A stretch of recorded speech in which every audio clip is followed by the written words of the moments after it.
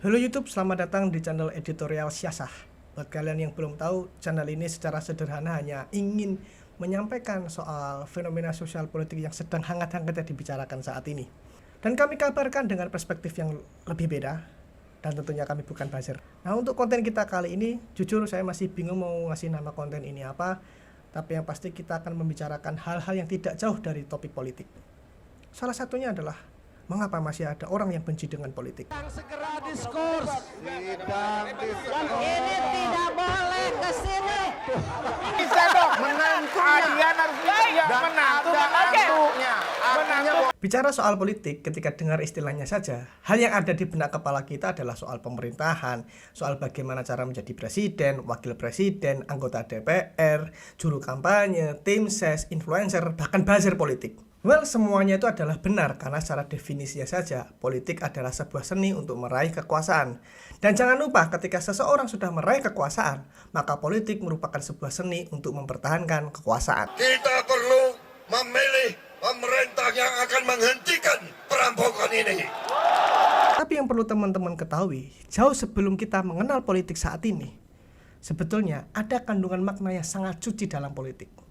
Nah, pertanyaannya, kok bisa ada kandungan makna yang suci dalam politik? Dari sini kita harus tarik dari kronologi sejarahnya. Jadi istilah politik ini muncul pada zaman Yunani kuno. Salah satu filsuf asal Yunani, yakni Plato, pernah mendefinisikan politik sebagai satu tataran hidup bersama demi menghasilkan sebuah kebaikan. Dan kebaikan yang dimaksud Plato ini adalah keadilan. Menurut Plato, dengan keadilan masyarakat bisa hidup sejahtera, dan dengan keadilan hukum dapat ditegakkan. Dari sini, Plato mendefinisikan politik secara sederhana. Namun seiring berjalannya waktu, seiring dengan perkembangan zaman, pada akhirnya politik mengalami perubahan makna. Yang pada akhirnya kita kenal saat ini, yakni politik hanya sebatas untuk mencari kekuasaan maupun mempertahankan kekuasaan. Karena istilah politik yang hanya dimaknai sebagai sebuah cara untuk meraih kekuasaan, maka disinilah muncul perilaku-perilaku politikus yang rakus. Politikus yang rakus ini akan melakukan berbagai cara agar kekuasaan dapat dengan mudah dicapai. Mau itu cara kotor, mau itu cara merugikan banyak orang, itu tidak menjadi persoalan. Karena menurut mereka, yang terpenting adalah bagaimana cara kekuasaan itu dapat diraih dengan mudah. Karena ulah para politikus yang rakus ini, maka yang muncul adalah realitas politik yang buruk.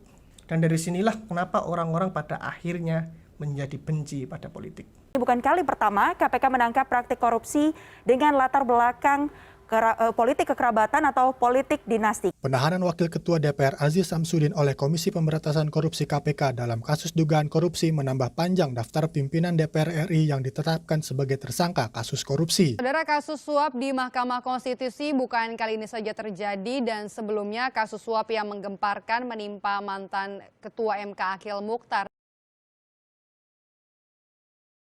Ketika kita ada kesempatan untuk mempelajari politik, belajar politik, mendalami politik, mengetahui berbagai konstelasi maupun isu-isu dinamika politik yang terjadi saat ini, maka sewajarnya hal itu harus dilakukan. Dengan belajar politik, paling tidak kita tidak mudah dibodohi lah oleh para oknum-oknum politikus yang hanya mementingkan kekuasaan gitu. Dan dengan belajar politik pula, kita mampu memilah informasi-informasi yang sangat liar. Kita mampu menemukan inti poin dari semua realitas politik yang terjadi saat ini. Oleh sebab itu, ketika kita ada kesempatan untuk belajar politik, maka itu perlu dilakukan. Karena kalau sampai kita memilih buta atau antipati atau memilih untuk tidak perlu mengetahui soal politik, ya selamat, Anda menjadi objek kepentingan bagi para oknum-oknum politikus yang hanya mementingkan kekuasaan semata.